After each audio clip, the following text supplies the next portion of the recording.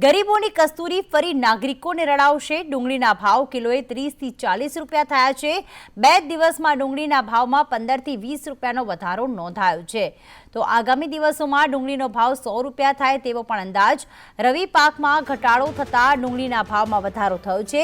ગરીબોની કસ્તુરી ફરી નાગરિકોને રડાવશે। નિકાસબંધી હટાવતા જ ભાવ વધારો નોંધાયો છે।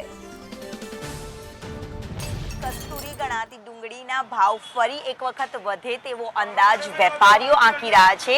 માલની આવકમાં જે ઘટાડો થયો છે અને માર્કેટોમાં ડુંગળી છે તે કિલોના આગામી દિવસમાં ભાવ વધે તેવી પણ સંભાવનાઓ વ્યક્ત કરવામાં આવી છે। ડુંગળીના વેપારી આપણી સાથે છે, એમની સાથે જ વાત કરીએ।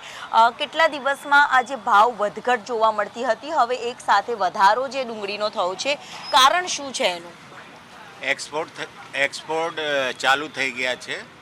2 દિવસ છે, 2 દિવસ થયો એટલે ભાવ વધશે। ડુંગળીમાં 4-5 રૂપિયા કિલો ભાવ વધ્યા છે 2-3 દિવસ છે। ક્યાં સુધી આ અંદાજ રહેવાનો છે? આગામી સમયમાં ધીમા ભાવ વધશે ડુંગળીના। કેટલા દિવસોમાં ભાવ વધી શકે છે અને કેટલે સુધી પહોંચી શકે છે તેવી પણ સંભાવનાઓ જોવા મળી રહી છે। અને સાથે જ ડુંગળીના ભાવ વધશે તો વેપારીઓની પણ મુશ્કેલીઓ વધતી હોય છે। 30 થી 40 રૂપિયા સુધી પહોંચી જશે એવું લાગે છે। હાલ ડુંગળીનો ભાવ માર્કેટમાં શું છે? 25 થી 30 રૂપિયા ચાલી રહ્યા છે, તો 30 થી 40 રૂપિયા થઈ જશે એવું લાગે છે।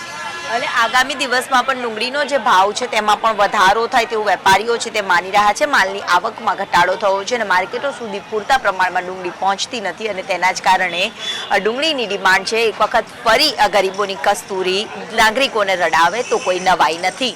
કેમેરામેન પુખરાજ શર્મા સાથે દિવ્યા ચૌહાણ, સંદેશ ન્યૂઝ, અમદાવાદ।